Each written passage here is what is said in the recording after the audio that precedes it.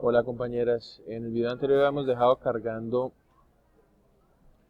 eh, este objeto al cual se le aplicó la función lapply, eh, en la cual, bueno, la lapply básicamente lo que es, para lo que sirve es para hacer un loop sobre cada uno de los objetos contenidos en uno de los argumentos. Uno de los argumentos tiene que ser una lista, que en este caso es tmp2, y el segundo argumento debe ser una función que se le va a aplicar a cada uno de los elementos de este objeto. Entonces, en este caso estamos aplicando la función read.csv a cada uno de los objetos de tmp2. Recuerden que tmp2 pues es una base de datos de URLs, entonces básicamente lo que va a hacer es descargar, cargar pues cada uno de los URLs contenidos en cada uno de las líneas de este objeto. Bueno, y adicionalmente le asignamos el ambiente en el cual queremos que se almacene. Entonces en este caso lo vamos a almacenar en Global Environment,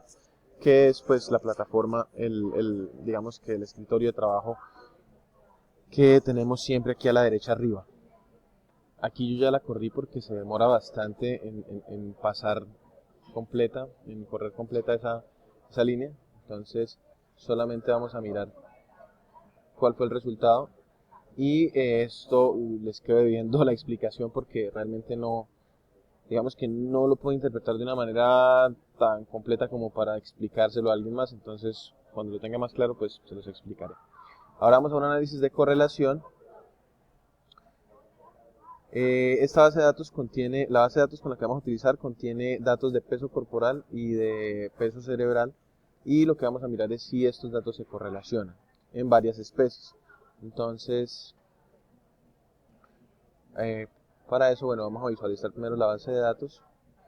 Aquí tenemos una base de datos cuyos títulos yo ya cambié y ya les voy a mostrar cómo cambiar los títulos. Los títulos originalmente les van a aparecer como X, Body y Brain. Entonces aquí sencillamente, bueno, aquí esta es la otra forma de visualizar la, la, la base de datos de una manera más ordenada, ¿no? Con View. Pero bueno, eso es checherearla. Ahora les voy a mostrar cómo se cambian los nombres de las columnas. Ahí la otra forma con la que se puede hacer es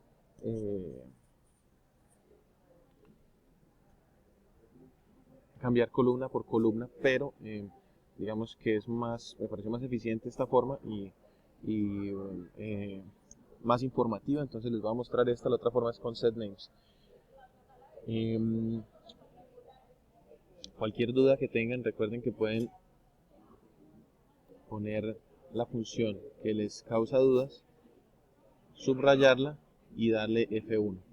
Y aquí les va a aparecer toda la información referente a ello. Sin embargo, eso no lo voy a tocar ahorita porque mi tiempo apremia. La cuestión es que de esta manera se pueden cambiar los nombres de las columnas eh, de una manera, digamos, más rápida y más eficiente. Para hacerlo más didáctico, vamos a cambiarles por otros nombres mientras tanto y ahorita pues los volvemos a cambiar.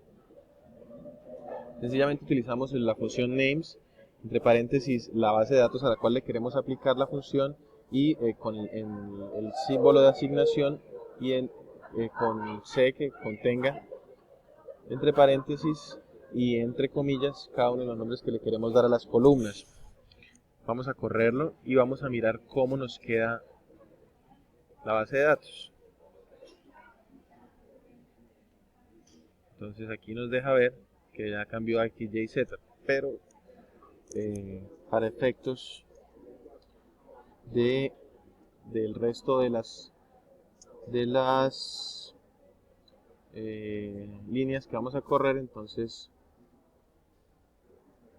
vamos a asignarle el nombre que le había dejado originalmente. Vamos a correrlo otra vez y volvamos a verificar con qué nos encontramos y ya tenemos que nuevamente están los nombres que teníamos originalmente. Ahora, vamos a mirar qué clase de elementos se encuentran dentro de, qué clase de objeto es, perdón, esta base de datos y vemos que es un objeto, que es un data frame. Ahora, vamos a aplicar la función de estructura para mirar cómo está compuesta. Esta función es un poco más informativa porque nos muestra qué tipo de elementos se encuentran en las columnas, nos da una idea de qué elementos nos muestra, algunos elementos de las que se encuentran en las columnas, nos dice de paso el nombre de las columnas y obviamente pues todos los datos referentes a la cantidad de filas y de columnas, en este caso variables, que tiene ese objeto.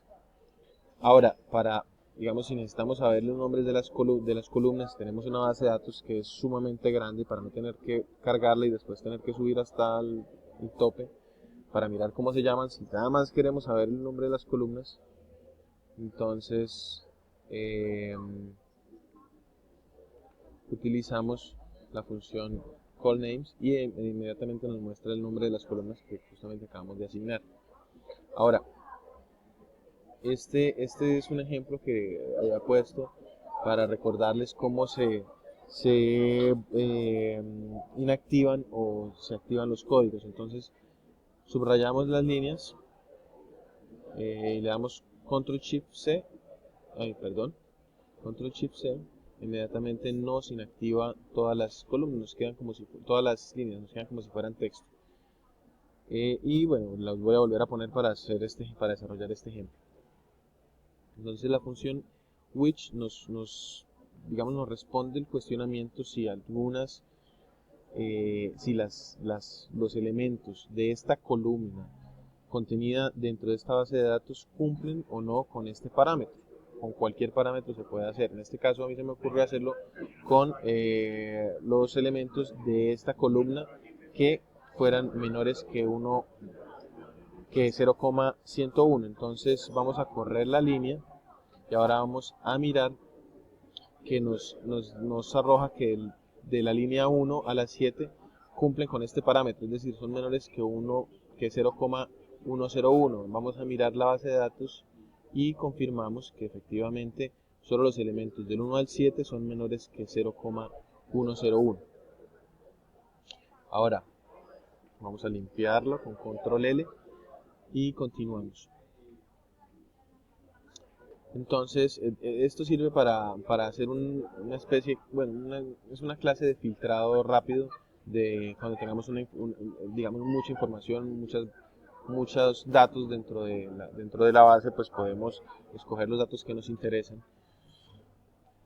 o subseleccionarlos de una mejor manera. Ahora, utilizando este comando, podemos mirar, pues nos muestra cuáles son todos los operadores que intervienen en la sintaxis de la creación de scripts. Entonces aquí les dejo para que revisen con calma y pues jueguen con cada uno de ellos. De otra parte, bueno, vamos a crear en este objeto que se llama subselect1. Vamos a subseleccionar, esto es otro método de subselección, los corchetes. Aquí se va a subseleccionar algunas filas y algunas columnas de esta base de datos. ¿Cómo sabemos cuáles filas y cuáles son columnas? Bueno, en el corchete lo que está antes de la coma son filas y lo que está después de la columna son columnas. Entonces vamos a subrayar, a correr esta línea y vamos a evaluar, a verificar qué nos quedó dentro de ese objeto que creamos y nos muestra efectivamente 10 filas, o sea, la fila de la 1 a la 10 y 2 columnas, la fila 1 y 2. Esto es útil para cuando queremos hacer de una gran base de datos, hacer una base de datos nada más con los datos que necesitamos de esta. Ahora, este es otro método de visualización. Recuerden que este es un método un poco más organizado que nos lo muestra aquí arriba en el editor de scripts. Pero pues básicamente es lo mismo que seleccionarlo y correrlo nomás. Ahora, en este segundo objeto subselect2 vamos a asignar todos los objetos contenidos todos los elementos contenidos en la columna cerebro de la base de datos del objeto animals2 robust base. Vamos a correr y vamos a verlo. Aquí nos muestra todos los elementos contenidos en él, al igual que nos lo muestra la función print. Entonces, es otra forma de visualizarlo. Ahora, vamos a realizar la prueba de correlación. En esta se utiliza la función core.test y entre paréntesis el objeto, la base de datos, con la subselección de la columna cerebro y lo mismo con la subselección de la columna cuerpo. Aquí vamos a verificar si existe una correlación entre estos dos datos, entre el peso del cerebro y el peso del cuerpo en las diferentes especies. Entonces, la corremos y pues nos muestra todos los parámetros que se analizó. Nos muestra un valor de P, nos informa si la hipótesis alternativa es verdadera o no, nos informa el porcentaje de confianza y pues digamos que es bastante informativo. Sin embargo, obviamente esto tiene que estar precedido por otra serie de procedimientos estadísticos para definir si se utiliza o no se utiliza esta función, ¿no? Eso es con fines didácticos. Ahora vamos a realizar uno de asociación. Entonces en este vamos a utilizar esta base de datos, a la cual, bueno, vamos a mirarla. Listo. Una base de datos pequeña. Vamos a evaluar qué dimensiones tiene. Nos muestra que tiene 84 filas y 6 columnas. Vamos a mirar qué nombres tienen las columnas. Ok. Y vamos a mirar la estructura, que es un poco más informativo como les había mostrado previamente. Ahora vamos a asignarle el nombre, a asignar los elementos de esta columna al objeto tratamiento y vamos a ponerle mejoría MO a los objetos, a los elementos contenidos en la columna improved, y vamos a mirar qué nos quedó en cada uno. Entonces en tratamiento nos quedó todo lo contenido y en mejoría igualmente. Entonces vamos a asignar ahora a este objeto mejoría M, vamos a asignar hacer una subselección de los componentes de este objeto que creamos anteriormente que correspondan a las características que correspondan a los niveles, market y sum. Y bueno, vamos a correrlo y vamos a mirar qué quedó. Entonces vemos una serie de objetos, de elementos que cumplen con estas características o no cumplen con esas características. Y ahora vamos a realizar lo mismo, pero entonces solamente con la columna, solo con el nivel market. Y vamos a visualizarlo. Sencillamente encontramos los datos que corresponden a esta subselección. Y ahora vamos a aplicar una prueba de chi cuadrado,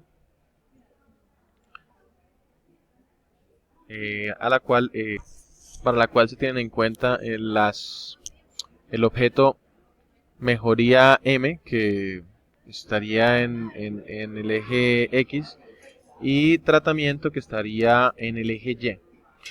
Mejoría M, recuerden que estaba incluido, había una subselección de del niveles del nivel market. Y pues aquí vemos efectivamente los datos que corresponden a la prueba de chi cuadrado.